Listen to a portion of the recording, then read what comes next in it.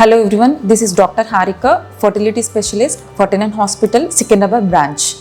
So మనం ఈరోజు an ovulation గురించి డిస్కస్ చేద్దాం. సో యాన్ ఓవ్యులేషన్ అంటే ఏంటి అండ్ దానికి రీజన్స్ ఏంటి, ఎలా కరెక్ట్ చేసుకోవాలనేది ఫర్దర్గా చూద్దాం. సో ఫస్ట్ యాన్ ఓవ్యులేషన్ అంటే ఏంటి అంటే ఎగ్ అనేది విడుదల అవ్వకపోవడం. సో ఎగ్ విడుదలైన ప్రాసెస్ని మనం ఓవ్యులేషన్ అంటాం, విడుదల అవ్వనప్పుడు మనం యాన్ ఓవ్యులేషన్ అంటాం. సో ఎగ్ విడుదల అవ్వనప్పుడు వల్ల కలిగే ప్రాబ్లమ్స్ ఏంటి? ఫస్ట్ వచ్చేసి మెయిన్గా ఇన్ఫర్టిలిటీ, పిల్లలేమి సంతానలేమి సమస్య అంటారు కదా, సో అది అనేది ఏర్పడుతుంది. So not only infertility, other problems ఏమి రావచ్చు అంటే ఇర్రెగ్యులర్ పీరియడ్స్.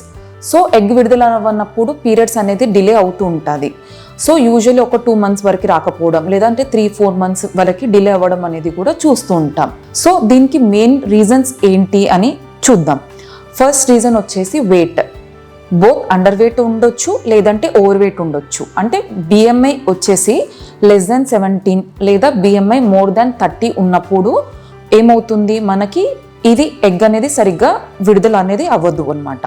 సో ఎందుకు అవ్వదు అధికంగా బరువు ఉన్న వాళ్ళకి లేదా బరువు చాలా తక్కువ ఉన్న వాళ్ళకి అంటే యూజువల్లీ ఎక్సెస్ వెయిట్ కానివ్వండి, లీన్ వెయిట్ కానివ్వండి, మనకి నార్మల్గా ఎగ్ విడుదల అవ్వడానికి ఒక్క హార్మోన్స్, ఎగ్ డెవలప్మెంట్కి అలాగే ఎగ్ విడుదలకి గల హార్మోన్స్ ఏవైతే ఉంటాయో లైక్ FSH అండ్ LH, ఈ రెండు కూడా మనకి బ్రెయిన్ నుంచి ప్రొడ్యూస్ అవుతాయి. బ్రెయిన్లో పిట్యూటరీ అనే గ్లాండ్ ఉంటుంది. సో అందులో నుంచి ఈ ఎగ్ డెవలప్మెంట్కి, ఎగ్ విడుదల అవ్వడానికి అన్నిటికీ రిలేటెడ్ హార్మోన్స్ అన్నిటివి మనకు బ్రెయిన్ నుంచి ప్రొడ్యూస్ అవుతాయి.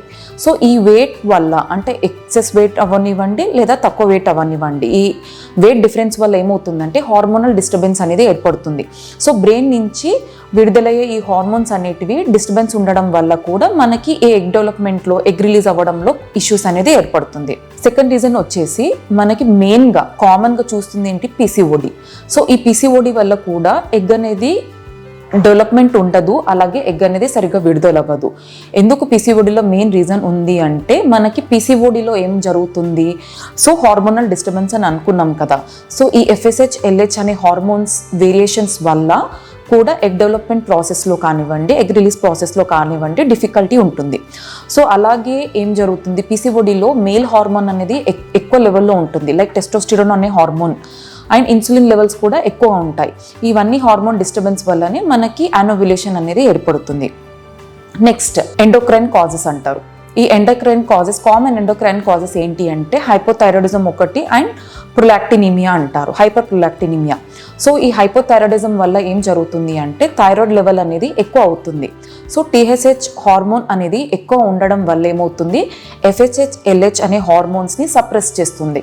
సో ఈ 2 మెయిన్ హార్మోన్స్ ఏవైతే ఎగ్ డెవలప్మెంట్కి యూస్ఫుల్లో అవి సప్రెస్ అవ్వడం వల్ల మనకి ఎగ్ డెవలప్మెంట్ ప్రాసెస్లో కానివ్వండి, ఎగ్ రిలీజ్ అయ్యే ప్రాసెస్లో కానివ్వండి ప్రాబ్లం అనేది ఏర్పడి యాన్ ఓవ్యులేషన్ అనేది ఏర్పడుతుంది. సేమ్ లైక్ ప్రొలాక్టిన్ లెవెల్స్ ఎక్కువ ఉన్నప్పుడు కూడా మనకి హార్మోన్స్ అనేటివి సప్రెస్ అవుతాయి. Next few more rare causes. So ఇవన్నీ కామన్ ఇన్ జనరల్గా మనం డే టు డేలో చూసేవి. సో అదర్ రేర్ కాజెస్ వచ్చేసి ఏంటి అంటే మనకి జెనెటిక్ పరంగా, సో టర్నర్ సిండ్రోమ్ అనేది ఒకటి ఉంటుందన్నమాట. సో జెనెటిక్ కండిషన్స్లో కానివ్వండి లేదా క్యాన్సర్స్, సో ఎవరైతే క్యాన్సర్తో సఫర్ అవుతున్నారో వాళ్ళకి యూజువల్లీ కీమోథెరపీ, రేడియోథెరపీ అనేది అడ్వైస్ చేస్తారు. సో ఈ కీమోథెరపీ, రేడియోథెరపీ తీసుకోవడం వల్ల ఏం జరుగుతుంది అంటే ఓవరీస్ యొక్క లోపల ఉన్న ఎగ్స్ ఏవైతే ఉంటాయో ఓవేరియన్ ఫాలికల్స్ అంటాం. సో ఈ ఫాలికల్స్ అన్ని రేడియోథెరపీ వల్ల కానివ్వండి, కీమోథెరపీ వల్ల కానివ్వండి మనకి డ్యామేజ్ అనేది ఏర్పడుతుంది. సో డ్యామేజ్ ఏర్పడి కంప్లీట్గా ఎగ్ కౌంట్ అనేది 0కి కూడా పడిపోతుంది ఒక్కొక్కసారి. సో ఇలాంటి కండిషన్లో అండ్ అదర్ రీజన్ వచ్చేసి సర్జరీ. సో ఏదైనా ఓవరీ ప్రాబ్లం ఉన్నప్పుడు సర్జరీ చేసి 2 ఓవరీస్ తీసేసినప్పుడు అంటే ఓవరెక్టమీ అంటాం అనమాట. సో ఆ 2 ఓవరీస్ తీసేసినప్పుడు కూడా మనకి ఎగ్ అనేది డెవలప్ అవ్వదు, రిలీజ్ అవ్వదు. సో ఇలాంటి కండిషన్స్లో కూడా యాన్ ఓవ్యులేషన్ అని అంటాం. సో ఇందులో ఫస్ట్ మనకి ఏంటి ట్రీట్మెంట్. సో ఇందులో కరెక్టబుల్ కాజెస్ ఉంటాయి, అన్కరెక్టబుల్ కాజెస్ ఉంటాయి. సో అంటే ఏంటి, మనం కరెక్ట్ చేసుకోలేనివి ఏంటి, మెయిన్గా జెనెటిక్ అనుకున్నాం కదా. సో టర్నర్ సిండ్రోమ్లో కానివ్వండి, ఎందుకంటే ఎగ్ అనేది ఉండదు కాబట్టి మనకి ఎగ్ డెవలప్మెంట్కి ఎలాంటి ట్రీట్మెంట్ పెట్టినా కానీ యూజ్ ఉండదు. సో అలాగే ఇంకొక కండిషన్ ఏంటి, కీమోథెరపీ, రేడియోథెరపీ అని చూస్తాం కదా. సో దానివల్ల కానివ్వండి లేదా కంప్లీట్గా ఓవరీస్ రిమూవ్ చేసినప్పుడు కూడా మనకి ఫాలికల్స్ అనేది లేకపోవడం వల్ల మనకి ఎగ్ డెవలప్మెంట్ అనేది ఉండదు అండ్ అలాగే ఓవ్యులేషన్ అనేది ఉండదు. సో ఇలాంటి కండిషన్లో మనకి 2 టైప్స్ ఉంటుంది, ఒకటి పీరియడ్స్ గురించి, ఒకటి ఫర్టిలిటీ గురించి.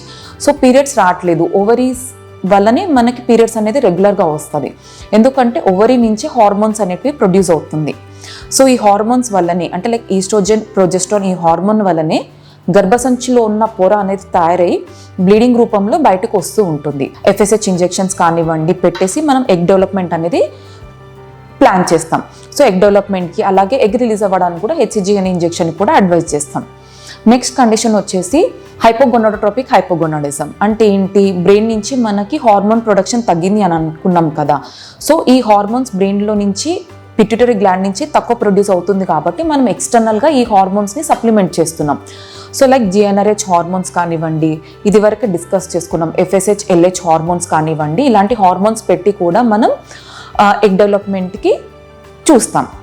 Next thyroid and prolactin level. So thyroid, hypothyroidism ఉన్న వాళ్ళకి ఏంటి అంటే వాళ్ళ థైరాయిడ్ వాల్యూ బట్టి మనం థైరోనామ్ అనే టాబ్లెట్ సజెస్ట్ చేస్తాం.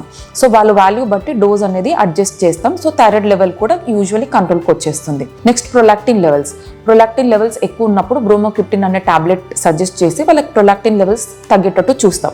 యూజువల్లీ ప్రొలాక్టిన్ కరెక్ట్ అయినప్పుడు, థైరాయిడ్ కరెక్ట్ అయినప్పుడు ఆటోమేటిక్గా మనకు హార్మోనల్ డిస్టర్బెన్స్ అనేది కరెక్ట్ అయ్యి ప్రెగ్నెన్సీ అనేది, ఎగ్ డెవలప్మెంట్ అనేది ప్రాపర్గా జరుగుతుంది. అలాగే ప్రెగ్నెన్సీ ఛాన్సెస్ కూడా బెటర్మెంట్ ఉంటాయి. సో యూజువల్లీ యానోవ్యులేషన్ వల్ల మనకు ఒక 15% ఛాన్సెస్ ఆఫ్ ఇన్ఫర్టిలిటీ అనేది ఏర్పడుతుంది. సో కరెక్టబుల్ కండిషన్స్ కనుక మనం చూసినట్టయితే అండ్ ట్రీట్మెంట్ దానికి అకార్డింగ్గా ఇచ్చినట్టయితే ప్రెగ్నెన్సీ రేట్ అనేది మనం డెఫినెట్గా ఇంక్రీజ్ చేసే ఛాన్సెస్ ఉంటాయి. Thank you.